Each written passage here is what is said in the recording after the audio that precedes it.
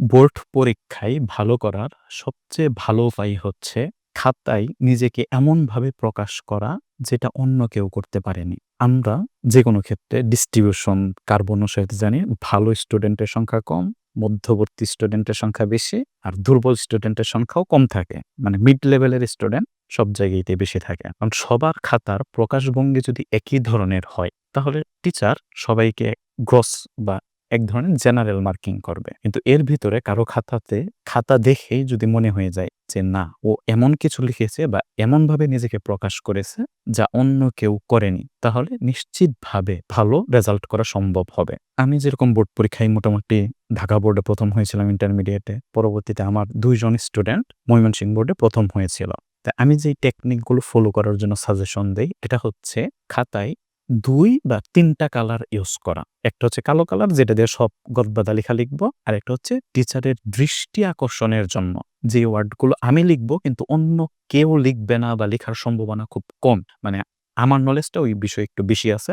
ওই ওয়ার্ডগুলো আমি নীল কালি দিয়ে লিখে দিব যাতে টিচার ওই ওয়ার্ডগুলো দেখে বুঝতে পারে যে না, এই স্টুডেন্ট অনেক ভালো জানে। যেমন আমার একটা প্রশ্ন আসলো বোর্ডে, গ্লোবাল ওয়ার্মিং সৃষ্টিতে কার্বন ডাইঅক্সাইডের ভূমিকা কি? সবাই যদি লিখে যে কার্বন ডাইঅক্সাইড পৃথিবীর চারপাশে আবরণ সৃষ্টি করে, সে হচ্ছে সূর্যের আলোকে আসতে দিচ্ছে কিন্তু প্রতিফলিত হইতে বাধা দিচ্ছে, যার কারণে গ্লোবাল ওয়ার্মিং সৃষ্টি হচ্ছে। কিন্তু আমি কিছু ওয়ার্ড এখানে টেকনিক্যালি নীলকালি দিয়ে লিখে দিছি যে কার্বন ডাইঅক্সাইডের যে দ্বিবন্ধনটা আছে এটা অবলোহিত রশ্মি, আইআর রশ্মি শোষণ করে। পৃথিবীতে যখন তরঙ্গ দৈর্ঘ্য আসে তখন তরঙ্গ দৈর্ঘ্য কম থাকে, শক্তি বেশি থাকে। আঘাত করার পর তার শক্তিটা কমে গেল, তরঙ্গ দৈর্ঘ্য বেড়ে গেল, তখন আইআর রশ্মিটা কার্বন ডাইঅক্সাইডের দ্বিবন্ধনে শোষিত হয়ে যায়, যার কারণে গ্লোবাল ওয়ার্মিং এর সৃষ্টি হয়। এই যে একটা কিওয়ার্ড ছিল আইআর রশ্মি শোষণ করে।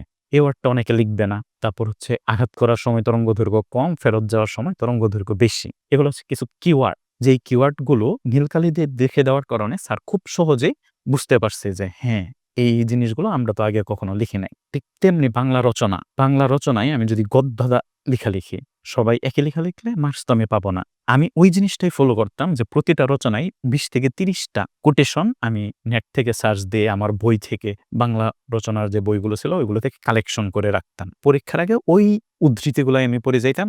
৩০ টা উদ্ধৃতি পড়ে গেলে আমি ২৫ টা উদ্ধৃতি বা ২০ টা উদ্ধৃতি লিখতে পারতাম নীলকালি দিয়ে। তো এই উদ্ধৃতিগুলো লিখার কারণে দেখা গেছে যে আমার ২৫ টা পয়েন্টের জন্য ২৫ টা প্যারা হয়ে গেল। খুব ইজিলি রচনাতে ভালো মার্কস পাওয়া সম্ভব।